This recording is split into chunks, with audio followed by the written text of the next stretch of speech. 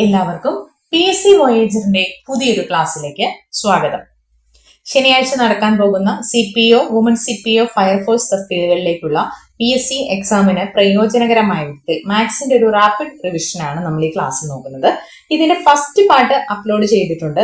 അതിന്റെ ലിങ്ക് ഡിസ്ക്രിപ്ഷനിൽ അവൈലബിൾ ആണ്. കാണാത്തവർ അതൊന്ന് കണ്ടു നോക്കുക. നമുക്ക് ഈ ക്ലാസ്സിലോട്ട് കിടക്കാം. ചോദ്യം നോക്കാം. ഒരാൾ വീട്ടിൽ നിന്നും കിഴക്കോട്ട് യാത്ര ആരംഭിച്ചു. പിന്നീട് വലത്തോട്ടും അതിനെ തുടർന്ന് വീണ്ടും വലത്തോട്ടും തിരിഞ്ഞ് യാത്ര തുടർന്നാൽ ഏത് ദിക്കിലേക്കായിരിക്കും അയാൾ ഇപ്പോൾ യാത്ര ചെയ്യുന്നത്?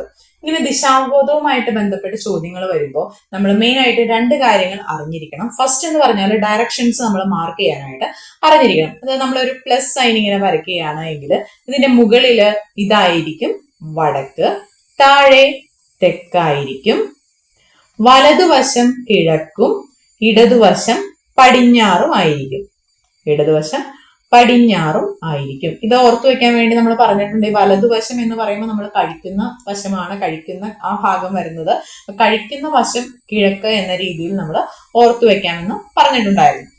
അപ്പൊ അതിന് ഓപ്പോസിറ്റ് വരുന്നത് ഇത് പടിഞ്ഞാറും ആയിരിക്കും. ഇനി ചോദ്യത്തില് ആൾ ഇടത്തോട്ട് തിരിഞ്ഞു വലത്തോട്ട് തിരിഞ്ഞു എന്നൊക്കെ പറയുമ്പോൾ വലത്തോട്ടാണ് തിരിയുന്നത് എങ്കിൽ നമ്മൾ ഡയറക്ഷൻ ക്ലോക്ക് വൈസ് മാർക്ക് ചെയ്യും. ഇടത്തോട്ടാണ് തിരിയുന്നത് എങ്കിൽ നമ്മുടെ ഡയറക്ഷൻ ആന്റി ക്ലോക്ക് വൈസും ആയിരിക്കും. അപ്പൊ അങ്ങനെയാണെങ്കിൽ നമുക്ക് ചോദ്യം ഒന്ന് നോക്കാം. ഒരാൾ വീട്ടിൽ നിന്ന് കിഴക്കോട്ട് യാത്ര ആരംഭിച്ചു. അതിനു മുമ്പ് നമുക്ക് ഇന്ന് ആ ഡയറക്ഷൻസ് ഒന്ന് മാർക്ക് ചെയ്തിടാം. മുകളിൽ വടക്ക്, താഴെ തെക്ക്,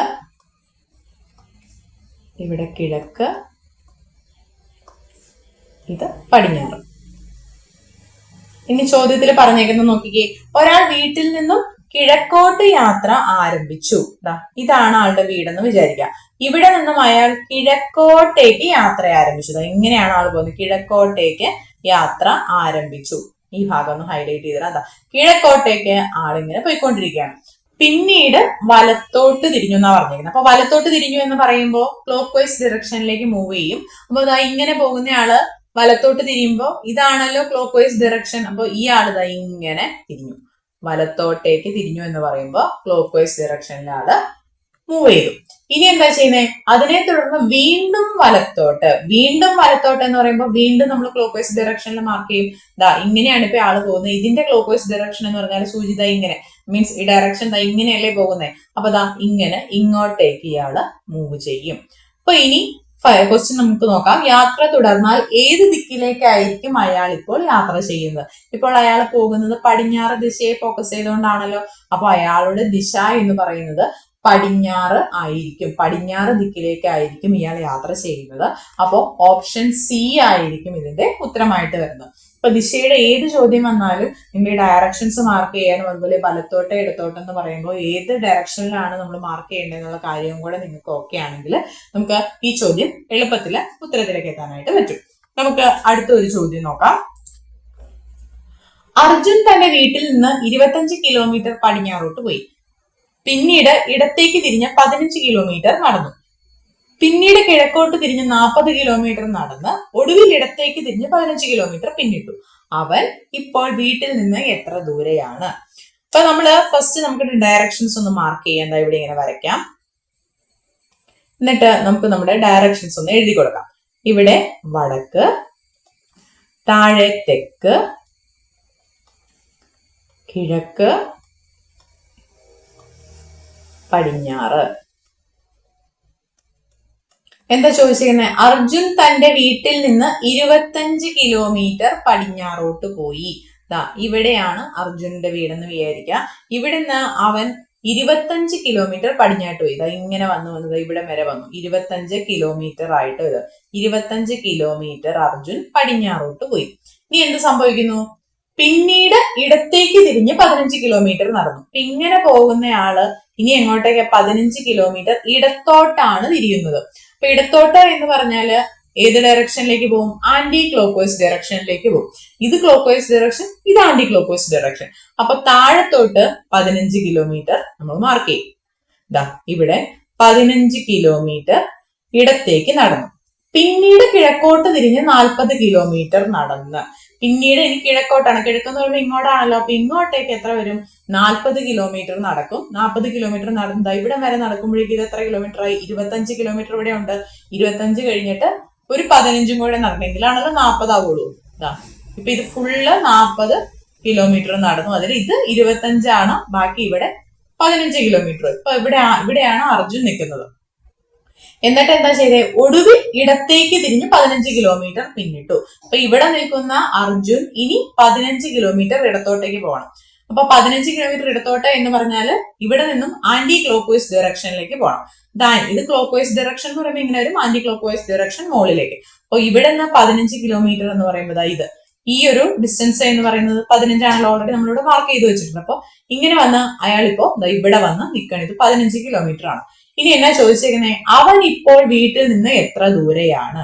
ഇവിടെയാണ് ആരുടെ? അർജുന്റെ വീട്. അപ്പൊ അർജുൻ ഫൈനലി ഇതാ ഇവിടെ വന്ന് നിൽക്കുന്നുണ്ട്. നമ്മളോട് ചോദിച്ചേക്കുന്നത് അർജുൻ ഈ വീട്ടിൽ നിന്നും എത്ര ദൂരെയാണ് എന്നാണ് നമ്മളോട് ചോദിച്ചേക്കുന്നത്. അപ്പൊ ഈ ഡിസ്റ്റൻസ് നമുക്ക് ഈ ചോദ്യത്തിലെ നമ്മൾ മാർക്ക് ചെയ്തേക്കുന്ന വാല്യൂസ് നമുക്ക് കിട്ടും. ഇത് എത്രയാണ്? 15 തന്നെയാണ് ആ ദൂരം എന്ന് പറയുന്നത്. അപ്പൊ വീട്ടിൽ നിന്നും 15 കിലോമീറ്റർ അകലെയാണ് അർജുൻ നിൽക്കുന്നത്. അപ്പൊ നമ്മുടെ ആൻസർ വരുന്നത് ഓപ്ഷൻ ബി 15 കിലോമീറ്റർ എന്നാണ്. അപ്പൊ ഈ ദൂരം 15 കിലോമീറ്റർ ആയിരിക്കും. ക്ലിയർ ആയെന്ന് വിചാരിക്കുന്നു. നമുക്ക് അടുത്ത ചോദ്യം നോക്കാം. 1 + 2 + 3 etc. + up to 50 എത്രയാണെന്നാണ് നമ്മളോട് ചോദിച്ചേക്കുന്നത്. ഇത് തുടർച്ചയായ എണ്ണൽ സംഖ്യകളുടെ ആദ്യത്തെ n എണ്ണൽ സംഖ്യകളുടെ തുക കണ്ടുപിടിക്കാനുള്ള ഒരു ഇക്വേഷൻ ഉണ്ട്. ആ ഇക്വേഷൻ വെച്ച് നമുക്ക് എളുപ്പത്തിൽ ഇതിന്റെ ഉത്തരത്തിലേക്ക് എത്താൻ പറ്റും. ആദ്യത്തെ n എണ്ണൽ സംഖ്യകളുടെ തുക കണ്ടുപിടിക്കാനുള്ള ഇക്വേഷൻ എന്ന് പറഞ്ഞാല് n × n + 1/2 എന്നാണ്. ആദ്യത്തെ n എണ്ണൽ സംഖ്യകളുടെ തുക കണ്ടുപിടിക്കാനുള്ള ഇക്വേഷൻ n × n + 1/2 ആയിരിക്കും. അപ്പൊ ഇവിടെ നോക്കിക്കേ, 1 മുതൽ 50 വരെയുള്ള ആദ്യത്തെ 50 എണ്ണൽ സംഖ്യകളുടെ തുകയാണ് നമ്മളോട് ചോദിച്ചിരിക്കുന്നത്. അപ്പോ ഇവിടുത്തെ n എന്ന് പറയുന്നത് എത്രയാണ്? 50 ആണ്. 50 എണ്ണൽ സംഖ്യകളുടെ തുകയാണ് നമ്മളോട് ചോദിച്ചിരിക്കുന്നത്. അപ്പൊ അങ്ങനെയാണെങ്കിൽ നമ്മുടെ ഇക്വേഷൻ n × n + 1/2 എന്നത് എങ്ങനെ മാറും? 50 × 50 + 1 51/2. ഇതിനെ നമുക്ക് വെട്ടിക്കുറയ്ക്കാം. 25 × 51 ഇത് മൾട്ടിപ്ലൈ ചെയ്യുമ്പോൾ 25 × 51 i 1 5 2 2 i 5 25 25 10 2 12 5 7 2 1275 എന്നായിരിക്കും നമുക്ക് ഉത്തരം വരുന്നത്. 1275. അപ്പൊ ആദ്യത്തെ എണ്ണൽ സംഖ്യകളുടെ തുകയാണ് ചോദിച്ചിരിക്കുന്നത് എങ്കിൽ അതിന്റെ ഇക്വേഷൻ എങ്ങനെയായിരിക്കും? n × n + 1/2 ആയിരിക്കും. ഇനി ആദ്യത്തെ n എണ്ണൽ സംഖ്യകളുടെ സ്ക്വയേഴ്സ്, അവരുടെ സ്ക്വയേഴ്സിന്റെ സമ്മാണ് നമ്മളോട് ചോദിച്ചേക്കുന്നത് എങ്കിൽ അതിന്റെ ഇക്വേഷൻ എന്ന് പറയുന്നത് n × n + 1 × 2n + 1/6 ആയിരിക്കും. അതായത് നമ്മളോട് 1² + 2² + 3² + etc. + up to n² ഇങ്ങനെയാണ് നമ്മളോട് ചോദിച്ചിരിക്കുന്നത് എങ്കിൽ അതിന്റെ ഇക്വേഷൻ ആണ് n × n + 1 × 2n + 1/6 എന്നുള്ളത്.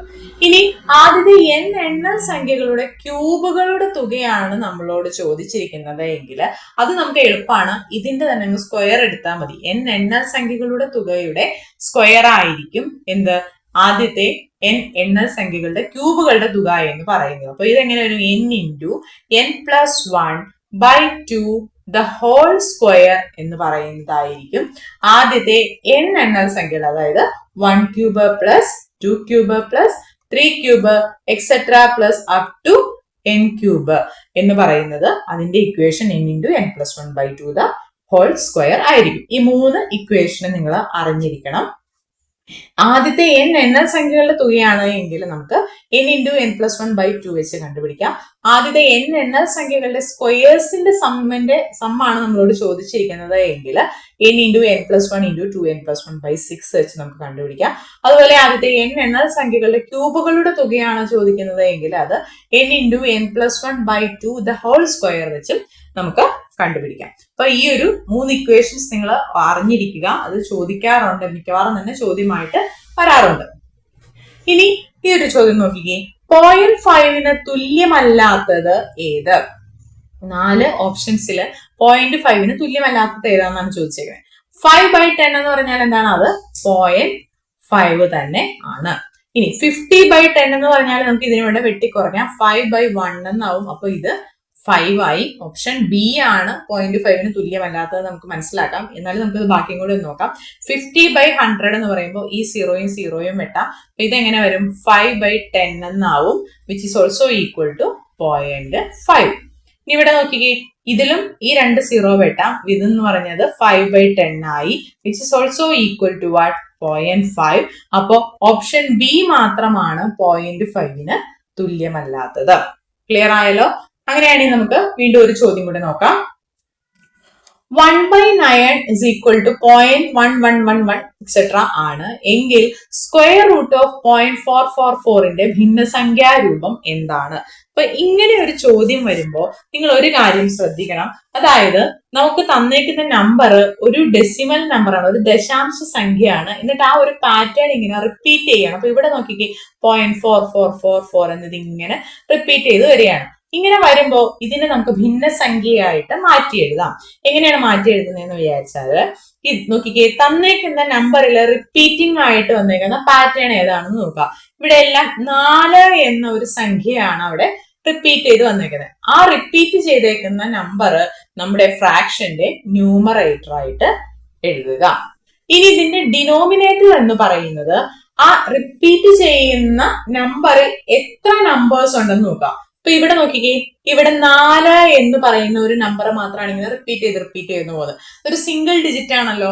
അപ്പൊ അതിൽ ഒറ്റ നമ്പറേ ഉള്ളൂ. അപ്പൊ എത്ര നമ്പർ ഉണ്ടോ ആ നമ്പർ ഓഫ് നയൻസ് ഡിനോമിനേറ്ററിൽ കൊടുക്കുക.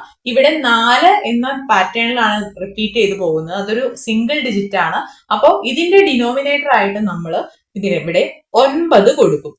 അതായത് ഇങ്ങനെ ഒരു പാറ്റേൺ റിപ്പീറ്റ് ചെയ്ത് പോവുകയാണ് എങ്കിൽ നമുക്ക് അതിനെ ഭിന്നസംഖ്യാ രൂപത്തിലേക്ക് മാറ്റി എഴുതാം. ഭിന്നസംഖ്യാ രൂപത്തിലേക്ക് മാറ്റി എഴുതുമ്പോൾ ഭിന്നസംഖ്യയുടെ ന്യൂമറേറ്റർ എന്ന് പറയുന്നത് റിപ്പീറ്റ് ചെയ്തു പോകുന്ന ആ നമ്പർ അങ്ങനെ തന്നെ എഴുതുക. ഡിനോമിനേറ്റർ ആയിട്ട് റിപ്പീറ്റ് ചെയ്യുന്ന നമ്പർ എത്ര ഡിജിറ്റ് ഉണ്ടോ അത്രയും ഡിജിറ്റ് ഉള്ള 9 അതിന്റെ ഡിനോമിനേറ്ററിൽ കൊടുക്കുക. ഉദാഹരണമായിട്ട് ഇപ്പൊ ഇങ്ങനെ ഒരു പാറ്റേൺ ആണ് എങ്കിൽ 0.737373 ഇതിങ്ങനെ റിപ്പീറ്റ് ചെയ്ത് പോവുകയാണെങ്കിൽ ഇതിനെ എനിക്ക് എങ്ങനെ ഭിന്നസംഖ്യയായിട്ട് മാറ്റി എഴുതാമെന്ന് നോക്കാം. നോക്കി, ഇവിടെ റിപ്പീറ്റ് ചെയ്യുന്ന പാറ്റേൺ ഏതാ? 73 ആണ് ഇങ്ങനെ റിപ്പീറ്റ് ചെയ്ത് പോകുന്നത്, അല്ലെ? അപ്പൊ ആ റിപ്പീറ്റ് ചെയ്യുന്ന നമ്പർ നമ്മുടെ ഫ്രാക്ഷന്റെ ന്യൂമറേറ്റർ ആയിട്ട് കൊടുക്കും. ഡിനോമിനേറ്റർ ആയിട്ട് ഈ റിപ്പീറ്റ് ചെയ്യുന്ന പാറ്റേണിൽ എത്ര ഡിജിറ്റ്സ് ഉണ്ടെന്ന് നോക്കിക്കേ. 1 2 ഡിജിറ്റ്സ് ആണുള്ളത്. അപ്പോ 99 അത്രയും നമ്പർ ഓഫ് നയൻസ് നമ്മൾ ഇതിന്റെ ഡിനോമിനേറ്റർ ആയിട്ട് കൊടുക്കും. 73ല് 2 ഡിജിറ്റ്സ് ഉണ്ട്, 7ഉം 3ഉം. അതുകൊണ്ട് 2 നമ്പർ 9 നമ്മൾ ഡിനോമിനേറ്റർ കൊടുക്കും. അപ്പൊ ഇവിടെ ഡിനോമിനേറ്ററിൽ 99 വരും. ഒരെണ്ണോടെ നോക്കാം. ഇനി റിപ്പീറ്റ് ചെയ്യുന്നത് 0.546 546 546 ഇങ്ങനെയാണ് റിപ്പീറ്റ് ചെയ്ത് പോകുന്നത് എങ്കിൽ നമ്മൾ ഇതിനെ ഭിന്നസംഖ്യയായിട്ട് മാറ്റി എഴുതുമ്പോൾ ആദ്യം ന്യൂമറേറ്റർ എന്ത് ചെയ്യും? റിപ്പീറ്റ് ചെയ്യുന്ന നമ്പർ ഏതാണോ അത് ന്യൂമറേറ്ററിൽ കൊടുക്കും. അപ്പൊ ദാ ഇവിടെ റിപ്പീറ്റ് ചെയ്യുന്ന നമ്പർ ഏതാണ്? 546 ആണ് ഇങ്ങനെ റിപ്പീറ്റ് ചെയ്യുന്നത്. അപ്പൊ ന്യൂമറേറ്ററിൽ എന്ത് വന്നു? 546 വന്നു. ഡിനോമിനേറ്ററിൽ നമ്മൾ 9 കൊടുക്കും. എത്ര 9 കൊടുക്കണം? ഇത് എത്ര ഏത് നമ്പറാണ് റിപ്പീറ്റ് ചെയ്യുന്നത്? 546 എന്ന നമ്പറാണ്. ആ റിപ്പീറ്റ് ചെയ്യുന്ന നമ്പറിൽ 3 ഡിജിറ്റ്സ് ഉണ്ട്. സോ നമ്മുടെ ഡിനോമിനേറ്ററിൽ നമ്മൾ 999 പ്രൊവൈഡ് ചെയ്യും. ക്ലിയർ ആയോ? ഇങ്ങനെയാണ് നമ്മൾ ഇതിന് ഭിന്നസംഖ്യയിലേക്ക് മാറ്റി എഴുതുന്നത്. അപ്പൊ നമ്മളോട് ചോദിച്ചേക്കുന്നത് എന്താ? 0.444ന്റെ ഭിന്നസംഖ്യ, സ്ക്വയർ റൂട്ട് ഓഫ് 0.444ന്റെ ഭിന്നസംഖ്യ രൂപമാണ് നമ്മളോട് ചോദിച്ചേക്കുന്നത്. അപ്പൊ നമ്മൾ എന്ത് ചെയ്യും? ഈ 0.444നെ നമുക്ക് ആദ്യം ഭിന്നസംഖ്യയാക്കി മാറ്റി എഴുതാം. അപ്പൊ എങ്ങനെ വരും? 4/9 എന്ന് വരും. അപ്പൊ നമ്മൾ ഇതിന്റെ സ്ക്വയർ റൂട്ട് നമ്മൾ എടുക്കും. സ്ക്വയർ റൂട്ട് ഓഫ് 4/9 എന്ന് പറയുന്നത് എന്താ? 4ന്റെ സ്ക്വയർ റൂട്ട് 2, 9ന്റെ സ്ക്വയർ റൂട്ട് 3. അപ്പൊ ഇതിന്റെ ആൻസർ 2/3 ആയിരിക്കും വരുന്നത്. ഓപ്ഷൻ എ ആയിരിക്കും നമ്മുടെ ഉത്തരം. ഇനി നമുക്ക് അടുത്തൊരു ചോദ്യം നോക്കാം. ഒരു സ്കൂളിലെ ആകെ കുട്ടികളിൽ 60% ആൺകുട്ടികളാണ്. പെൺകുട്ടികളുടെ ആകെ എണ്ണം 500 ആയാൽ ആ സ്കൂളിൽ എത്ര ആൺകുട്ടികൾ ഉണ്ട്? അപ്പൊ നമ്മള് ഇങ്ങനെയുള്ള ചോദ്യത്തില് നമ്മൾ എപ്പോഴും മുഴുവൻ എന്ന് കാണിക്കാൻ അതിന് നമ്മൾ 100% എന്നാണ് എടുക്കുന്നത്. അപ്പൊ ഈ ചോദ്യത്തില് സ്കൂളിലെ ആകെ കുട്ടികളിൽ 60% ആൺകുട്ടികളാണെന്നാണ് പറഞ്ഞേക്കുന്നത്.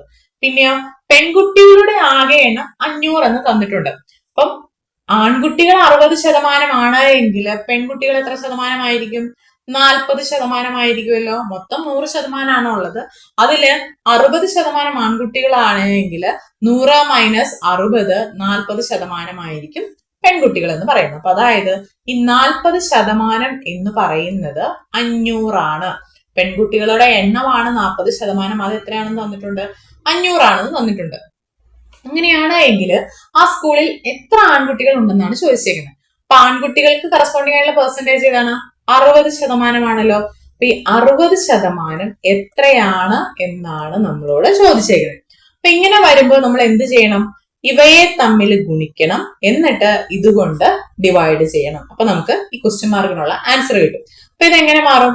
60 × 500 ഡിവൈഡഡ് ബൈ 40. നമുക്കൊന്ന് വെട്ടി കുറച്ച് നോക്കാം. 0 0 ക്യാൻസൽ ചെയ്തു. 2 2 4, 3 2 6, 1 2 2, 250. അപ്പൊ ഇതിന്റെ ഉത്തരം 750 എന്ന് വരും.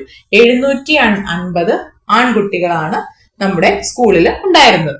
ഇനി നമ്മളോട് ഇങ്ങനെയാണ് ചോദിച്ചേക്കുന്നതെന്ന് വിചാരിക്കാം, ഒരു സ്കൂളിലെ ആകെ കുട്ടികൾ 60% ആൺകുട്ടികളാണ്, പെൺകുട്ടികളുടെ എണ്ണം 500 എങ്കിൽ ആ സ്കൂളിൽ ആകെ എത്ര കുട്ടികൾ ഉണ്ടെന്ന് ചോദിച്ചാൽ ചോദ്യം എങ്ങനെ, നമ്മുടെ ഉത്തരം എങ്ങനെ മാറും? നമുക്ക് 40% ഉണ്ട്. 40% എന്ന് പറയുന്നത് 500 അറിയാം. നമ്മളോട് ചോദിച്ചേക്കുന്നത് ആകെ എത്ര കുട്ടികളുണ്ട് എന്ന് ചോദിച്ചാൽ ആകെ എന്ന് പറയുന്നത് 100%. അപ്പൊ 100% എത്രയാന്ന് നമുക്ക് കണ്ടുപിടിക്കാൻ എന്ത് ചെയ്യണം? ഇതിനെ തമ്മിൽ ഗുണിക്കണം, എന്നിട്ട് ഇതുകൊണ്ട് ഡിവൈഡ് ചെയ്യണം. അപ്പൊ ഇത് എന്ത് വരും? 500 × 100 ഡിവൈഡഡ് വിത്ത് 40. വീണ്ടും നമ്മൾ ഇതിനെ വെട്ടി കുറയ്ക്കുന്നു. 2 2 4, 25 2 50, 1 2 2, 50. അപ്പൊ 25 × 50 1250 എന്ന് നമുക്ക് മുഴുവൻ കുട്ടികളുടെയും എണ്ണം കിട്ടും. അപ്പൊ ചോദ്യത്തിനനുസരിച്ച് നമ്മൾ ആ പെർസെന്റേജ് മാറ്റി കൊടുക്കുമ്പോൾ നമുക്ക് ഉത്തരത്തിലേക്ക് എത്താനായിട്ട് പറ്റും. ഇനി അടുത്തൊരു ചോദ്യം നോക്കാം. പലിശയിൽ നിന്നുള്ള ചോദ്യമാണ്. ചോദ്യം ഇങ്ങനെയാണ്: 587 രൂപ സാധാരണ പലിശ കണക്കാക്കുന്ന ബാങ്കിൽ നിക്ഷേപിച്ചു. 5 വർഷം പൂർത്തിയായപ്പോൾ പലിശയും മുതലും തുല്യമായി എങ്കിൽ 100 രൂപ ഒരു വർഷത്തേക്ക് നിക്ഷേപിച്ചാൽ ലഭിക്കുന്ന പലിശ എത്ര എന്നാണ് നമ്മളോട് ചോദിച്ചേക്കുന്നത്. സാധാരണ പലിശ കാണുന്നതിനുള്ള ഇക്വേഷൻ എന്താണ്? I = PNR. P എന്ന് പറഞ്ഞാൽ പ്രിൻസിപ്പൽ എമൗണ്ട്, നമ്മൾ എത്ര രൂപയാണ് നിക്ഷേപിച്ചേക്കുന്നത് എന്നുള്ള കാര്യം. N എന്ന് പറഞ്ഞാൽ നമ്പർ ഓഫ് ഇയേഴ്സ്, എത്ര വർഷത്തേക്കാണ്, സമയമാണ് N വെച്ച് കാണിക്കുന്നത്. R എന്ന് പറഞ്ഞാൽ റേറ്റ് ഓഫ് ഇൻട്രസ്റ്റ്, പലിശ നിരക്കാണ് നമുക്ക് R സൂചിപ്പിക്കുന്നത്. അപ്പൊ നമ്മളോട് ഇവിടെ പറഞ്ഞേക്കുന്നത് 587 രൂപ സാധാരണ പലിശ കണക്കാക്കുന്ന ബാങ്കിൽ നിക്ഷേപിച്ചപ്പോൾ 5 വർഷം പൂർത്തിയായപ്പോൾ പലിശയും മുതലും തുല്യമായെന്നാ പറഞ്ഞേക്കുന്നത്. അപ്പോ ഇവിടെ P എന്ന് പറയുന്നത് എത്രയാ? 587 ഇവിടുത്തെ പ്രിൻസിപ്പൽ എമൗണ്ട്. N എത്രയാ? 5 വർഷത്തേക്ക് നിക്ഷേപിച്ചപ്പോൾ 5 വർഷം കഴിഞ്ഞപ്പോ പലിശയും മുതലും തുല്യമായി എന്നാ പറഞ്ഞപ്പോ 5 വർഷം കഴിഞ്ഞപ്പോ നമുക്ക് കിട്ടിയ പലിശ എത്രയായിരിക്കും? അതാണ് I5 വെച്ച് ഞാൻ ഡിനോട്ട് ചെയ്തേക്കുന്നത്. അത് മുതലിനോട് തുല്യമായി എന്ന് പറയുമ്പോൾ അവിടുത്തെ മുതല് 587 എന്നുള്ളത് തന്നെയായിരിക്കും പലിശയും 5 വർഷം കഴിയുമ്പോൾ ഉള്ള പലിശയും. അപ്പൊ അങ്ങനെയാകുമ്പോൾ പലിശ I5 എന്ന് പറയുന്നത് 587 ആവും. അപ്പൊ ഈ ഇക്വേഷനിലേക്ക് നമുക്ക് ഇതൊന്ന് ഇട്ട് കൊടുക്കാം. 587 = 587 × 5. പലിശ നിരക്ക് നമുക്ക് തന്നിട്ടില്ല, R/100 എന്ന് വരും. പലിശ നിരക്ക് ആയതുകൊണ്ട് നമ്മൾ പെർസെന്റേജിലാണ് കാൽക്കുലേറ്റ് ചെയ്യുന്നത്. അപ്പൊ നമുക്ക് ഇതിനെ ഒന്ന് വെട്ടി കുറയ്ക്കാം. അപ്പൊ ഇതിനെ റീഅറേഞ്ച് ചെയ്ത് എഴുതുമ്പോൾ നമുക്ക് 6 കിട്ടും. 100/5 ദാറ്റ് ഈസ് ഈക്വൽ ടു 20% എന്ന് നമുക്ക് പലിശ നിരക്ക് കിട്ടും. ഇനി നമ്മളോട് ചോദിച്ചേക്കുന്നത് എന്താണ്? 100 രൂപ ഒരു വർഷത്തേക്ക് നിക്ഷേപിച്ചാൽ ലഭിക്കുന്ന പലിശ എന്തെന്നാ ചോദിച്ചേക്കുന്നത്. അപ്പൊ ഇപ്പൊ നമുക്ക് P എത്രയാണ്? P 100 രൂപയാണ്. N എന്ന് പറയുന്നത് 1 ഇയർ ആണ്. പലിശ നിരക്ക് നമുക്കുണ്ട്, അത് എത്രയാ? 20%. ഇങ്ങനെയാണ് എങ്കിൽ ഒരു വർഷത്തേക്ക് ലഭിക്കുന്ന പലിശ I1 എന്ന് പറയുന്നത് PNR തന്നെയാണ്. അപ്പൊ 100 × 1 × 20/100 എന്ന് വരും. അപ്പൊ ഇത് കട്ട് ഷോർട്ട് ചെയ്ത് കഴിയുമ്പോൾ നമുക്ക് പലിശ 20 രൂപ എന്ന് കിട്ടും. അപ്പോ ഓപ്ഷൻ C ആണ് നമ്മുടെ ഉത്തരമായിട്ട് വരുന്നത്. നമുക്ക് അടുത്ത ചോദ്യം നോക്കാം. കൂട്ടുപലിശയിൽ നിന്നുള്ള ചോദ്യമാണ് ഇത്. 5% വാർഷിക നിരക്കിൽ കൂട്ടുപലിശ കണക്കാക്കുന്ന ബാങ്കിൽ സുമേഷ് 10,000 രൂപ നിക്ഷേപിച്ചു. 2 വർഷം കഴിയുമ്പോൾ അയാൾക്ക് എത്ര രൂപ കിട്ടുമെന്നാണ് ചോദിച്ചിരിക്കുന്നത്. ഈ കൂട്ടുപലിശയായിട്ട് വരുന്ന ക്വസ്റ്റ്യനിലെല്ലാം നമ്മളൊരു നമ്പർ പാറ്റേൺ നമ്മൾ മനസ്സിലാക്കി കഴിഞ്ഞാൽ നമുക്ക് എളുപ്പത്തിൽ ആൻസർ കിട്ടും. അതായത് ഇങ്ങനെയാണ് നമ്പർ പാറ്റേൺ പോകുന്നത്. 1 2 1 1 3 3 1 ഇതെഴുതുന്നത് 1ഉം 1ഉം കൂട്ടി അതിന്റെ സം നടുക്ക് എഴുതി 1 2 1. ഇനി തൊട്ട് താഴത്തെ ലൈനിൽ ഈ 2 1ഉം 2 സൈഡിലേക്ക് എഴുതും. എന്നിട്ട് 1ഉം 2ഉം കൂട്ടി ഇവിടെ 3 എഴുതും.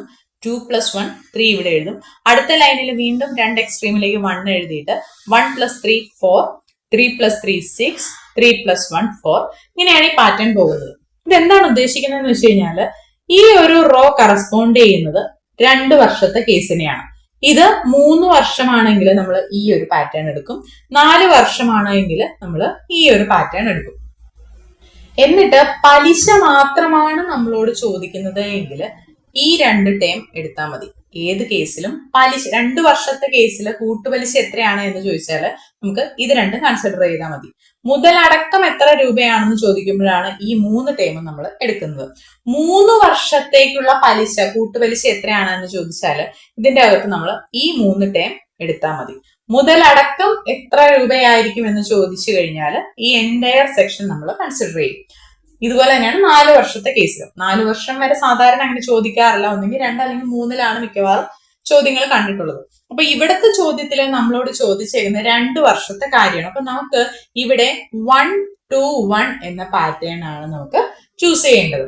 അപ്പൊ തന്നേക്കുന്നതില് ഇനി നമ്മൾ എന്ത് ചെയ്യണം എന്ന് വെച്ച് കഴിഞ്ഞാൽ ആദ്യം നമ്മുടെ പ്രിൻസിപ്പൽ എമൗണ്ട് നമ്മൾ എടുക്കും. അത് എത്രയാണ്? 10,000 രൂപയാണെന്ന് തന്നിട്ടുണ്ട്. ഇനി 2 വർഷമായത് കൊണ്ട് നമ്മൾ എന്ത് ചെയ്യണം എന്ന് വെച്ച് കഴിഞ്ഞാൽ ഈ 10,000 രൂപയുടെ 5% 2 തവണ കാണണം. 2 വർഷമാണ് നമ്മളോട് ഇവിടെ ചോദിച്ചേക്കുന്നത്. അതുകൊണ്ട് നമ്മൾ ഫസ്റ്റ് സ്റ്റെപ്പായിട്ട് 10,000 രൂപയുടെ 5% 2 തവണ കാണും. 2 തവണ എന്ന് പറഞ്ഞാൽ ആദ്യം നമ്മൾ 10,000ന്റെ 5% കാണും. 10,000 × 5/100. 5% നമ്മുടെ വാർഷിക നിരക്ക്. അതുകൊണ്ടാണ് 5% കാണുമെന്ന് പറയുന്നത് കേട്ടോ. അപ്പോൾ ഇത് കട്ട് ചെയ്ത് കഴിയുമ്പോൾ ഇത് എത്ര വരും? 500 വരും. ഇനി നമ്മൾ 2 തവണ കാൽക്കുലേറ്റ് ചെയ്യണമെന്ന് പറഞ്ഞു. 2 തവണ 5% കാൽക്കുലേറ്റ് ചെയ്യണം. ഇനി കാൽക്കുലേറ്റ് ചെയ്യുമ്പോൾ ഈ 500ന്റെ 5% ആണ് നമ്മൾ കാൽക്കുലേറ്റ് ചെയ്യുന്നത്. 500 × 5/100. അതായത് കട്ട് ചെയ്ത് കഴിയുമ്പോൾ ഇവിടെ നമുക്ക് 25 എന്ന് വരും. ഇനിയാണ് ഈ ഒരു പാറ്റേൺ നമ്മൾ ഉപയോഗിക്കാനായിട്ട് പോകുന്നത്. ഈ ഒരു പാറ്റേൺ 1 2 1. എന്നിട്ട് ഈ 1ന്റെ താഴെ നമ്മുടെ പ്രിൻസിപ്പൽ എമൗണ്ട് എഴുതണം. അതായത് എത്രയാണ്? 10,000. 2ന്റെ താഴെ നമുക്ക് ഇവിടെ ആദ്യം കിട്ടിയേക്കുന്ന ഈ നമ്പർ എഴുതണം. അത് എത്രയാണ്? 500. ഇനി ഈ 1ന്റെ താഴെ ലാസ്റ്റ് കിട്ടിയേക്കുന്നത് എഴുതണം. അപ്പോ 25. ഇനി എന്ത് ചെയ്യണം എന്ന് വെച്ച് കഴിഞ്ഞാൽ ഇവയെ തമ്മിൽ ഗുണിച്ച് അതിന്റെ പ്രൊഡക്റ്റ് ഇതിന്റെ താഴെ എഴുതും. 10,000 × 1 എന്ന് പറയുമ്പോൾ 10,000 എന്ന് തന്നെ വരും. 500 × 2 എന്ന് പറയുമ്പോൾ 1000 വരും. 25 × 1 എന്ന് പറഞ്ഞാൽ 25 വരും. ഇനി നമ്മൾ ചോദ്യത്തിലേക്ക് നോക്കും. ചോദ്യത്തില് 2 വർഷം കഴിയുമ്പോൾ അയാൾക്ക് എത്ര രൂപ കിട്ടുമെന്നാണ് ചോദിച്ചേക്കുന്നത്. അപ്പൊ പലിശ അടക്കമുള്ള തുക, പലിശയും മുതലും കൂടി എത്ര രൂപ കിട്ടുമെന്നാണ് നമ്മളോട് ചോദിച്ചേക്കുന്നത്. അപ്പൊ അങ്ങനെ വരുമ്പോ എന്ത് ചെയ്യണം? ഇത് 3ഉം നമുക്ക് കൂട്ടിയെടുക്കണം. ഇനി പലിശ മാത്രമായിട്ട് എത്ര രൂപ കിട്ടുമെന്ന് ചോദിച്ചാല് ഈ 2 എണ്ണം മാത്രം കൂട്ടിയാൽ മതി. മനസ്സിലായോ? ഈ 2 വർഷം കഴിയുമ്പോൾ അയാൾക്ക് എത്ര രൂപ കിട്ടുമെന്ന് പറഞ്ഞാൽ നമ്മൾ എല്ലാ ടേമിനെയും കൂട്ടണം. അപ്പൊ എത്ര വരും? 10,000 + 1000 + 25. അപ്പൊ എത്ര വരും? 5 2 0 1 1 11025. അത്രയും തുക, ഓപ്ഷൻ സി, അത്രയും തുകയാണ് അയാൾക്ക് തിരിച്ചു കിട്ടുന്നത്. ഇനി പലിശ മാത്രമായിട്ട് അയാൾക്ക് എത്ര രൂപ കിട്ടുമെന്ന് വെച്ച് കഴിഞ്ഞാൽ നമ്മൾ ഈ 2 ടേമിനെ മാത്രം കൂട്ടിയാൽ മതി. 1000 + 25 എന്ന് പറയുമ്പോൾ 1025 രൂപയായിരിക്കും പലിശ മാത്രമായിട്ട് അയാൾക്ക് തിരികെ ലഭിക്കുന്നത്. കൂട്ടുപലിശയിൽ നിന്നുള്ള ചോദ്യങ്ങൾ വരുമ്പോൾ നമ്മൾ എത്ര വർഷമാണ് എന്നുള്ള കാര്യം നോക്കിയിട്ട് ഈ നമ്പർ പാറ്റേണിലെ കറസ്പോണ്ടിങ് ആയിട്ടുള്ള ലൈൻ നമ്മൾ സെലക്ട് ചെയ്യുക. എന്നിട്ട് എത്ര വർഷമുണ്ടോ അത്രയും തവണ നമ്മൾ വാർഷിക പലിശ നിരക്ക് എത്രയാണോ അതിന്റെ പെർസെൻറ്റേജ് വെച്ച് ആ പ്രോസസ്സ് റിപ്പീറ്റ് ചെയ്യുക. ഇവിടെ 5% 2 വർഷത്തേക്ക് ആയതുകൊണ്ട് 2 തവണ നമ്മൾ 5% വെച്ച് ഗുണിച്ചു. ആദ്യം ഗുണിച്ച് പ്രിൻസിപ്പൽ എമൗണ്ടിനെ ആദ്യം 5% വെച്ച് ഗുണിച്ച ഒരു തുക കിട്ടി. ആ തുകയെ വീണ്ടും 5% കൊണ്ട് വെച്ച് ഗുണിച്ച് ഒരു ഉത്തരം കൂടെ കണ്ടുപിടിച്ചു. അതിനുശേഷം നമ്മൾ നമ്മുടെ നമ്പർ പാറ്റേൺ ഇതുപോലെ എടുത്തെഴുതി. എന്നിട്ട് ഓരോന്നിന്റെയും താഴെ ആദ്യം നമ്മുടെ പ്രിൻസിപ്പൽ എമൗണ്ട് കിട്ടി, പിന്നെ രണ്ടാമത് നമുക്ക് കിട്ടിയേക്കുന്ന വാല്യൂ എഴുതി, പിന്നെ മൂന്നാമത് കിട്ടിയേക്കുന്ന വാല്യൂ എഴുതി. ഇത് 3 സ്റ്റെപ്പ് ആണെങ്കിൽ ഈ പ്രോസസ്സ് തന്നെ ഇങ്ങനെ കണ്ടിന്യൂ ചെയ്യും. 3 വർഷമാണെങ്കിൽ ഈ പ്രോസസ്സ് ഇതുപോലെ തന്നെ കണ്ടിന്യൂ ചെയ്തു പോവുക. എന്നിട്ട് എന്ത് ചെയ്യാം, ഇതിനെ തമ്മിൽ മൾട്ടിപ്ലൈ ചെയ്തു. മൾട്ടിപ്ലൈ ചെയ്തിട്ട് 2 വർഷം കഴിയുമ്പോൾ കിട്ടുന്ന മുഴുവൻ തുകയാണ് ചോദിച്ചേക്കുന്നതെങ്കിൽ എല്ലാം കൂടെ ആഡ് ചെയ്യുക.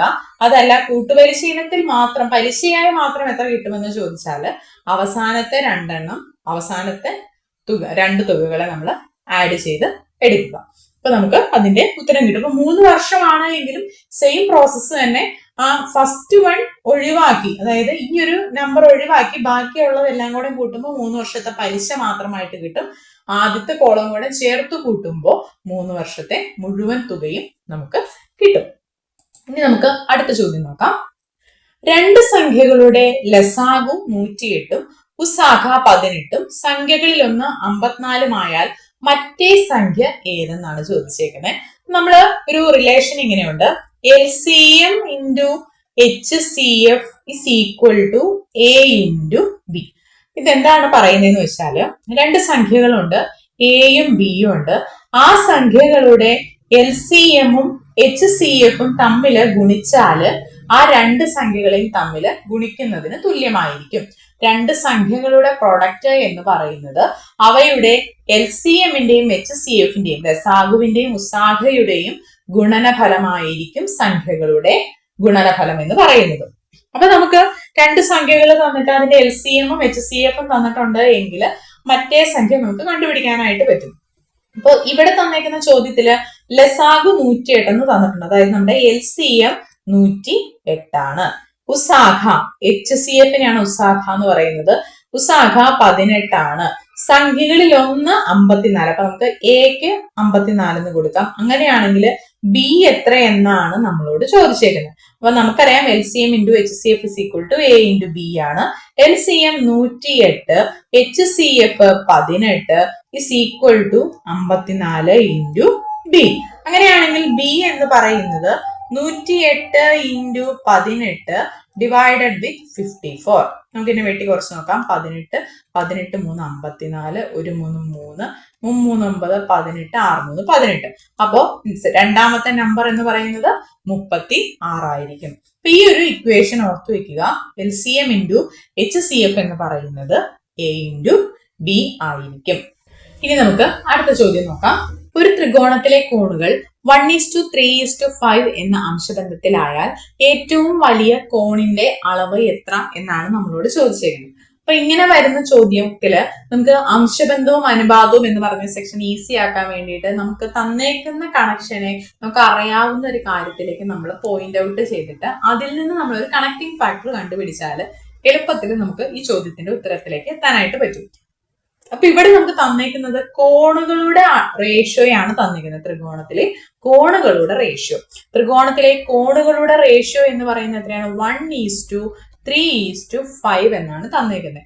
നമുക്കറിയാം ഒരു ത്രികോണത്തിലെ 3 കോണുകളുടെ അളവുകളുടെ തുക എന്ന് പറയുന്നത് എത്രയാണ്?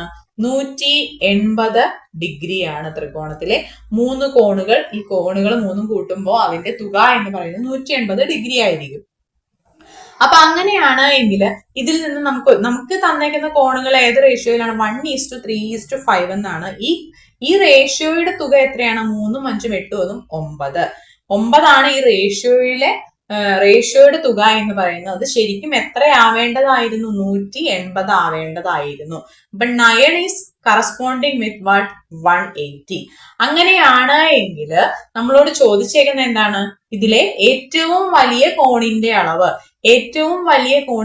എന്ന് പറയുന്നത് ഇതിലും ഈ റേഷ്യോയിൽ നമുക്ക് നോക്കുമ്പോൾ അറിയാം വലിയ കോണിന് കറസ്പോണ്ടിങ് ആയിട്ട് വരുന്നത് 5 ആയിരിക്കും. ഇതിൽ 3ലും വലുത് 5 ആണല്ലോ, അതായിരിക്കും വലിയ കോണിന്റെ റേഷ്യോ എന്ന് പറയുന്നത്. അപ്പോ 9 180 ആവുമെങ്കിൽ 5ന് കറസ്പോണ്ടിങ് ആയിട്ടുള്ളത് എത്രയെന്നാണ് നമ്മളോട് ചോദിച്ചേക്കുന്നത്.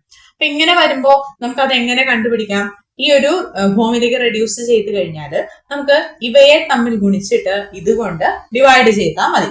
അപ്പൊ എങ്ങനെ വരും? 180 ഇൻറ്റു 5/9. അപ്പൊ എത്ര വരും? 9 9 18 20 20 ഇൻറ്റു 5 100 ഡിഗ്രി ആയിരിക്കും നമ്മുടെ വലിയ കോണിന്റെ അളവ് എന്ന് പറയുന്നത്. ഇങ്ങനെ ഈ ഒരു രീതിയിൽ ചെയ്താൽ നമുക്ക് ഏത് രീതിയിൽ ചോദ്യം വന്നാലും ഉത്തരം എഴുതാം. ഈ സെയിം ചോദ്യം തന്നെ ചെറിയ കോണിന്റെ അളവ് എന്നാണ് എങ്കിൽ നമുക്ക് എങ്ങനെ കണ്ടുപിടിക്കാം? അപ്പൊ നമ്മൾ ഇതുപോലെ നമ്മൾ കോണുകളുടെ തുക 180 ആണെന്ന് അറിയാവുന്നതുകൊണ്ട് വീണ്ടും നമ്മൾ 3 4 5 9 ഈസ് അനലോഗസ് വിത്ത് 180 എന്ന് നമുക്കറിയാം. അങ്ങനെയാണെങ്കിൽ ചെറിയ കോണിന്റെ അളവ് ചോദിച്ചാൽ ചെറിയ കോണിന്റെ റേഷ്യോ എന്ന് പറയുന്നത് 1 ആണ്. അപ്പൊ 1 ഈസ് കറസ്പോണ്ടിങ് ടു വാട്ട് എന്നാണ് നമ്മളോട് ചോദിച്ചേക്കുന്നത്. അപ്പൊ എന്ത് ചെയ്യണം? ഇതിനെ തമ്മിൽ നമ്മൾ ക്രോസ് ചെയ്തിട്ട് 9 കൊണ്ട് ഡിവൈഡ് ചെയ്യും. അപ്പൊ എങ്ങനെ ഒരു 180 ഇൻറ്റു 1/9. അപ്പൊ 20 18 20. ചെറിയ കോണിന്റെ അളവിന്റെ തുക എന്ന് പറയുന്നത് 20 ഡിഗ്രി ആയിരിക്കും. മനസ്സിലായെന്ന് വിചാരിക്കുന്നു. ഇനി ഇങ്ങനെയാണെങ്കിൽ അടുത്തൊരു ചോദ്യം നമുക്ക് നോക്കാം. അപ്പൊ ഇങ്ങനെ റേഷ്യോ വരുമ്പോൾ നമുക്ക് അറിയാവുന്ന ഒരു കാര്യത്തിലേക്ക് അതിനെ കണക്ട് ചെയ്യാൻ പറ്റുമെങ്കിൽ ഏത് ചോദിച്ചാലും നമുക്ക് ഉത്തരത്തിലേക്ക് എത്താൻ പറ്റും. ഈ അംശബന്ധത്തിലെ തന്നെ മറ്റൊരു ചോദ്യം നമുക്ക് നോക്കാം. അബു, സലീം എന്നിവർ അവർക്ക് ലഭിച്ച ലാഭത്തെ 5:3 അംശബന്ധത്തിൽ വീതിച്ചപ്പോൾ അബുവിന് 1500 രൂപ അധികം ലഭിച്ചു എങ്കിൽ അവർക്ക് ലഭിച്ച ലാഭം എത്ര? അപ്പൊ ഇവിടെ തന്നേക്കുന്നതും അംശബന്ധത്തിലെ തന്നെ ഒരു ചോദ്യമാണ്. ഇപ്പൊ നമ്മൾ യൂസ് ചെയ്ത ലോജിക്ക് തന്നെ ഇവിടെ നമുക്കൊന്ന് അപ്ലൈ ചെയ്യാം. ഇവിടെ പറഞ്ഞേക്കുന്ന ഇവർക്ക് ലഭിച്ച ലാഭത്തെ, മുഴുവൻ ലാഭത്തെയും ഇവര് രണ്ടുപേർക്കുമായിട്ട് ഡിവൈഡ് ചെയ്തു. അബുവിനും സലീമിനുമായിട്ട് അവര് ലഭിച്ച ലാഭം ഡിവൈഡ് ചെയ്തു. എങ്ങനെയാണ് ഡിവൈഡ് ചെയ്തത്? 5:3 എന്ന റേഷ്യോയിൽ അബുവിന് 5ഉം സലീമിന് 3ഉം എന്ന രീതിയിൽ അവര് ഡിവൈഡ് ചെയ്തു.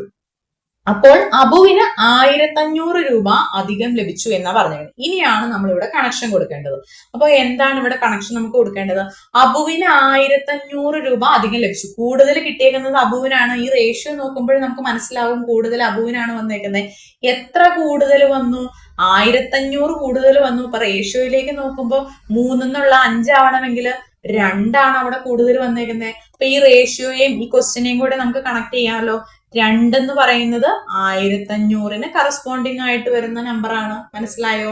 അപ്പൊ റേഷ്യോയിൽ എത്രയാണോ കൂടുതൽ വന്നത് അത് ആ ചോദ്യത്തില് അതിനോട് അനുബന്ധമായിട്ട് തന്നിരിക്കുന്ന വസ്തുതയോട് നമ്മളത് കണക്ട് ചെയ്ത് കൊടുക്കും.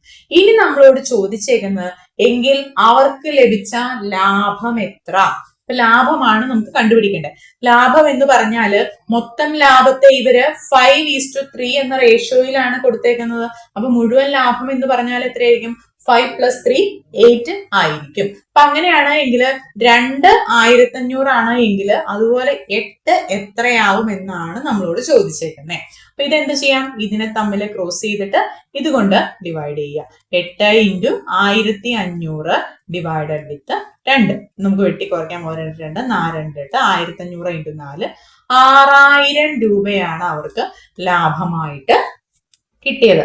മനസ്സിലായോ? അപ്പൊ റേഷ്യോ നമുക്ക് തരും. ആ റേഷ്യോയും ചോദ്യത്തിൽ എന്തെങ്കിലും ഒരു സെന്റൻസ് നമുക്ക് അറിയാവുന്ന ഇതിലേക്ക് കണക്ട് ചെയ്യാൻ പാത്രം എന്തെങ്കിലും തരും. ആ റേഷ്യോയില് ഇവിടെ തന്നേക്കുന്ന ചോദ്യത്തില് റേഷ്യോ നോക്കുമ്പോൾ പറയാം അബുവിന് എത്ര കൂടുതൽ കിട്ടി എന്ന് നമുക്ക് മനസ്സിലാകും. അത് ചോദ്യത്തിൽ തന്നേക്കുന്ന 1500നോട് നമ്മൾ കണക്ട് ചെയ്തു.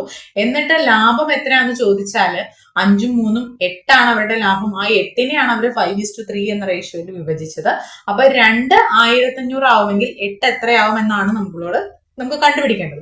അപ്പൊ നമ്മൾ ഇതിനെ ക്രോസ് ചെയ്തിട്ട് 2 കൊണ്ട് ഡിവൈഡ് ചെയ്യുമ്പോൾ 6000 രൂപയാണ് അവർക്ക് ലഭിച്ച ലാഭം എന്ന് പറഞ്ഞ് നമുക്ക് കിട്ടുന്നതെന്ന് മനസ്സിലാവും. അപ്പോൾ ഇത് മനസ്സിലായെങ്കിൽ ഇങ്ങനത്തെ ഈ ഒരു കണക്ഷൻ നമുക്ക് കൊടുക്കാൻ പറ്റിയെങ്കിൽ എല്ലാ ചോദ്യവും നമുക്ക് എളുപ്പത്തിൽ ചെയ്തെടുക്കാനായിട്ട് പറ്റും. ഇനി നമുക്ക് അടുത്ത ചോദ്യം നോക്കാം. 250 മീറ്റർ നീളമുള്ള ഒരു ട്രെയിൻ 150 മീറ്റർ നീളമുള്ള ഒരു പാലം കടക്കാൻ 30 സെക്കൻഡ് എടുത്താൽ അതിന്റെ വേഗത എന്ത്? ഇത് PSCയിൽ സ്ഥിരമായിട്ട് കാണുന്ന ഒരു ചോദ്യമാണ്. നമുക്കറിയാം വെലോസിറ്റി, ഡിസ്റ്റൻസ്, ടൈം ഒക്കെ തന്നിട്ടുണ്ട് എങ്കിൽ ഒരു ഇക്വേഷൻ നമ്മൾ പഠിച്ചു കഴിഞ്ഞാൽ ആ ഒരു ചോദ്യത്തിന്റെ ഉത്തരം നമുക്ക് എളുപ്പം കണ്ടുപിടിക്കാൻ പറ്റും. ഇക്വേഷൻ ഇങ്ങനെയാണ്: velocity v = distance by time എന്നതാണ് നമ്മുടെ equation. Velocity = distance by time. Velocity എന്ന് പറഞ്ഞാൽ വേഗത, ദൂരം, ടൈം. v ഫോർ വെലോസിറ്റി വേഗത, d ഫോർ ഡിസ്റ്റൻസ് ദൂരം, t ടൈം. അപ്പൊ ഇതിനെ നമുക്ക് എങ്ങനെ എഴുതാം? v = d ബൈ ടി എന്ന് എഴുതാം. അല്ല എങ്കിൽ നമുക്ക് ഇതിലെ ഡിസ്റ്റൻസ് കണ്ടുപിടിക്കാൻ എന്ത് ചെയ്താൽ മതി? വി ഇൻറ്റു ടി ആണ് നമ്മുടെ ഡിസ്റ്റൻസ്. അതുപോലെ ടൈം കണ്ടുപിടിക്കാൻ വേണ്ടിയിട്ട് ഡിസ്റ്റൻസ് ബൈ വെലോസിറ്റിയും ചെയ്താൽ മതി. അപ്പൊ ഇവിടെ നമുക്ക് നോക്കാം, 250 മീറ്റർ നീളമുള്ള ഒരു ട്രെയിൻ 150 മീറ്റർ നീളമുള്ള ഒരു പാലം കടക്കാൻ. ഇങ്ങനെ രണ്ട് കേസുകൾ ഉണ്ടെങ്കിൽ, നീളത്തിന്റെ കാര്യം രണ്ട് തവണ പറഞ്ഞിട്ടുണ്ട് എങ്കിൽ നമ്മൾ അത് രണ്ടും കൂടെ കൂട്ടിയിട്ട് വേണം നമ്മൾ ടോട്ടൽ ഡിസ്റ്റൻസ് ആയിട്ട് എടുക്കാനായിട്ട്. അപ്പൊ ഇവിടുത്തെ ഡിസ്റ്റൻസ് എന്ന് പറയുമ്പോൾ ഇത് എത്ര വരും? 250 പ്ലസ് 150 വരും. രണ്ട് തവണ നീളത്തിന്റെ കാര്യം ഇവിടെ പറഞ്ഞേക്കുന്നത് കൊണ്ടാണ് നമ്മളിവിടെ രണ്ടായിട്ട് എടുത്തത്. ഇപ്പൊ ഒരു ട്രെയിൻ ഒരു പോസ്റ്റിനെയാണ് കടന്നു പോകുന്നത് അങ്ങനെ പറയുകയാണ് എങ്കിൽ നമുക്ക് അവിടെ ആ ട്രെയിനിന്റെ നീളം മാത്രം എടുത്താൽ മതി. പക്ഷെ ഇവിടെ ഈ ട്രെയിൻ 150 മീറ്റർ നീളമുള്ള ഒരു പാലമാണ് കടന്നു പോകുന്നത് എന്ന് പറയുമ്പോൾ രണ്ടിന്റെയും നീളം നമുക്ക് കൂട്ടിയെടുക്കണം. അപ്പൊ 250 150 നമുക്ക് കൂട്ടിക്കഴിയുമ്പോൾ എത്ര വരും? 250 100 350 9 400 മീറ്റർ ആണ് നമ്മുടെ ഇവിടുത്തെ ഡിസ്റ്റൻസ് എന്ന് പറയുന്നത്. ഇനി ഇങ്ങനെയുള്ള ട്രെയിൻ പാലം കടക്കാൻ 30 സെക്കൻഡ് എടുത്താൽ അപ്പൊ നമ്മുടെ ടൈം എന്ന് പറയുന്നത് 30 സെക്കൻഡ് ആണ്. അങ്ങനെയാണെങ്കിൽ അതിന്റെ വേഗത, വെലോസിറ്റി എത്രയാണെന്നാണ് ചോദിച്ചേക്കുന്നത്. അപ്പൊ വെലോസിറ്റിയുടെ ഇക്വേഷൻ നമുക്കറിയാം. Velocity is equal to distance by time ആണ്. അപ്പൊ എത്ര വരും? 400 ബൈ 30 ആയിരിക്കും നമ്മുടെ വെലോസിറ്റി എന്ന് പറയുന്നത്. അപ്പൊ നമ്മൾ ഈ ഓപ്ഷനിലേക്ക് നോക്കുമ്പോൾ നമുക്ക് മനസ്സിലാവും എല്ലാ ഉത്തരവും കൊടുത്തിരിക്കുന്നത് കിലോമീറ്റർ പെർ മണിക്കൂറിലാണ്. നമ്മളിവിടെ കണ്ടുപിടിച്ചേക്കുന്നത് എന്താ? മീറ്റർ പെർ സെക്കൻഡിലാണ് നമുക്ക് ഉത്തരം ഡിവൈഡ് ചെയ്യുമ്പോൾ വരുന്നത്. അതിനെ കിലോമീറ്റർ പെർ മണിക്കൂറിലേക്ക് ആക്കാൻ വേണ്ടിയിട്ട് നമ്മൾ ഇതിനെ 18/5 കൊണ്ട് മൾട്ടിപ്ലൈ ചെയ്യും. നമ്മുടെ ഉത്തരം മീറ്റർ പെർ സെക്കൻഡിലാണ് എങ്കിൽ അതിനെ കിലോമീറ്റർ പെർ മണിക്കൂറിലേക്ക് മാറ്റാൻ വേണ്ടി 18/5 കൊണ്ട് നമ്മൾ ഗുണിക്കും. ഇനി നമുക്ക് ഇതിനൊന്ന് വെട്ടി കുറച്ച് നോക്കാം. 0 0 പോവും, ഒരു 3 6 3 18 1 5 8 40. അപ്പൊ 48 കിലോമീറ്റർ പെർ അവർ ആണ് നമ്മുടെ ട്രെയിനിന്റെ വേഗത എന്ന് പറയുന്നത്. അപ്പോൾ തന്നേക്കുന്ന ചോദ്യം നമ്മൾ സോൾവ് ചെയ്തിട്ട് നമുക്ക് മീറ്റർ പെർ സെക്കൻഡ് ആണ് നമുക്ക് കിട്ടുന്നത്. ഇനി നമുക്കത് കിലോമീറ്റർ പെർ മണിക്കൂറിലേക്ക് മാറ്റണം എന്നുണ്ടെങ്കിൽ അതിനെ 18/5 കൊണ്ട് ഗുണിക്കണം. ഇനി നമുക്ക് തന്നേക്കുന്നത് കിലോമീറ്റർ പെർ മണിക്കൂറിലാണ്, അതിനെ മീറ്റർ പെർ സെക്കൻഡിലേക്കാണ് മാറ്റേണ്ടതെങ്കിൽ ആ നമ്പറിനെ നമ്മൾ 5/18 കൊണ്ട് ഗുണിക്കണം. അപ്പൊ ഈ രണ്ട് കൺവേർഷനും ഓർത്തു വെക്കണം. കിലോമീറ്റർ പെർ മണിക്കൂറിനെ മീറ്റർ പെർ സെക്കൻഡിലേക്ക് മാറ്റണമെങ്കിൽ 5/18 വെച്ച് മൾട്ടിപ്ലൈ ചെയ്യുക. മീറ്റർ പെർ സെക്കൻഡിനെ കിലോമീറ്റർ പെർ മണിക്കൂറിലേക്കാണ് മാറ്റേണ്ടതെങ്കിൽ 18/5 വെച്ച് മൾട്ടിപ്ലൈ ചെയ്യുക. കൂടാതെ ഈ ഒരു ഇക്വേഷനും ബൈ ഹേർട്ട് ചെയ്ത് കഴിഞ്ഞാൽ ഇങ്ങനത്തെ ചോദ്യങ്ങൾ ചെയ്യാൻ പറ്റും. ഇനി ഒരു കാർ എ എന്ന സ്ഥലത്ത് നിന്നും ബി എന്ന സ്ഥലത്തേക്ക് സഞ്ചരിക്കുന്നു. ദൂരത്തിന്റെ ആദ്യ പകുതിയിൽ കാറിന്റെ വേഗത 40 കിലോമീറ്റർ പെർ മണിക്കൂറും രണ്ടാം പകുതിയിൽ 60 കിലോമീറ്റർ പെർ മണിക്കൂറുമാണ് എങ്കിൽ കാറിന്റെ ശരാശരി വേഗത എത്ര എന്നാണ് നമ്മളോട് ചോദിച്ചേക്കുന്നത്. അപ്പൊ തുല്യ ദൂരമാണ് ഇവിടെ കാർ സഞ്ചരിക്കുന്നത്. എ ടു ബി ഒരു ദൂരം സഞ്ചരിക്കുന്നു, ബി ടു എ വേറൊരു ദൂരത്തിൽ സഞ്ചരിക്കുന്നു. അപ്പൊ തുല്യ ദൂരമാണ് രണ്ട് കേസിലും സഞ്ചരിക്കുന്നത് എങ്കിൽ ആ കേസിൽ ശരാശരി വേഗത കാണാനുള്ള equation 2ab divided by a plus B ആയിരിക്കും. അപ്പൊ എ ടു ബി ഇവിടെ എങ്ങനെയാ? ഈ രണ്ട് പോയിന്റിൽ നിന്നും കാറ് എ ടു ബി ആണ് സഞ്ചരിക്കുന്നത്. ആദ്യം ഒരു പർട്ടിക്കുലർ വെലോസിറ്റിയിൽ എ എന്ന് പറയുന്ന വെലോസിറ്റിയിൽ സഞ്ചരിച്ചു, തിരിച്ച് ഇങ്ങോട്ടേക്ക് ബി എന്ന ഒരു വെലോസിറ്റിയിലാണ് സഞ്ചരിക്കുന്നത് എങ്കിൽ ഇതിന്റെ ശരാശരി വേഗത എന്ന് പറയുന്നത് 2ab divided by a plus B ആയിരിക്കും. 2ab divided by a plus B ആയിരിക്കും. അപ്പൊ ഇവിടെ നമുക്ക് നോക്കിക്കേ, ഒരു കാർ എ എന്ന സ്ഥലത്ത് നിന്നും ബി എന്ന സ്ഥലത്തേക്ക് സഞ്ചരിക്കുന്നു. ദൂരത്തിന്റെ ആദ്യ പകുതിയിൽ കാറിന്റെ വേഗത, അപ്പൊ ആദ്യ പകുതി എന്ന് പറയുമ്പോൾ ഈ ഒരു പകുതിയിൽ കാറിന്റെ വേഗത 40 കിലോമീറ്റർ. അപ്പൊ എ എന്ന് പറയുന്നത് 40 കിലോമീറ്റർ പെർ മണിക്കൂറാണ്.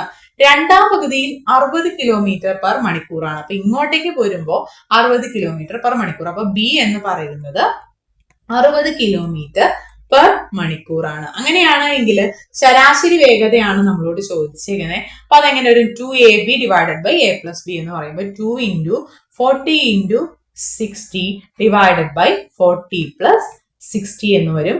അപ്പോൾ 2 × 40 × 60 ഡിവൈഡഡ് ബൈ 40 പ്ലസ് 60 100 വരും. ഇതും വെട്ടാം. 24 8 8 × 6 48 കിലോമീറ്റർ പെർ മണിക്കൂർ ആയിരിക്കും നമ്മുടെ ഉത്തരം. അപ്പൊ ഒരേ ദൂരമാണ് രണ്ട് വെലോസിറ്റിയിൽ സഞ്ചരിച്ചത് എങ്കിൽ അവിടെ ശരാശരി വേഗത എന്ന് പറയുന്നത് 2ab ഡിവൈഡഡ് ബൈ a+b ആയിരിക്കും. അപ്പോൾ ഇത്രയുമാണ് നമ്മൾ ഈ ഒരു പാർട്ടിൽ നോക്കുന്നത്. ഇതിന്റെ ബാക്കി പാർട്ട് ഉടൻ തന്നെ അപ്ലോഡ് ചെയ്യുന്നതായിരിക്കും. അപ്പോൾ ഈ വീഡിയോ നിങ്ങൾക്ക് പ്രയോജനപ്പെട്ടിട്ടുണ്ടെങ്കിൽ തീർച്ചയായും നിങ്ങൾ വീഡിയോ ലൈക്ക് ചെയ്യുക. ക്ലാസ്സിനെ കുറിച്ചുള്ള നിങ്ങളുടെ നിർദ്ദേശങ്ങളും അഭിപ്രായങ്ങളും കമന്റിലൂടെ ഞങ്ങളെ അറിയിക്കുക. ചാനൽ ഇതുവരെ സബ്സ്ക്രൈബ് ചെയ്തിട്ടില്ല എങ്കിൽ തീർച്ചയായിട്ടും നിങ്ങൾ ചാനൽ സബ്സ്ക്രൈബ് ചെയ്യുക. PSCക്ക് പ്രിപ്പയർ ചെയ്യുന്ന നിങ്ങളുടെ കൂട്ടുകാരിലേക്കും വീഡിയോ ഷെയർ ചെയ്ത് നൽകുക. അതുപോലെ നമ്മുടെ ടെലിഗ്രാം ചാനൽ നിങ്ങൾ ഇതുവരെ ജോയിൻ ചെയ്തിട്ടില്ല എങ്കിൽ ടെലിഗ്രാം ചാനൽ ജോയിൻ ചെയ്യുക. ലിങ്ക് ഡിസ്ക്രിപ്ഷനിൽ അവൈലബിൾ ആയിരിക്കും. അപ്പൊ നമുക്ക് ഇതിന്റെ ബാക്കി ഭാഗവുമായിട്ട് ഉടൻ തന്നെ കാണാം. താങ്ക്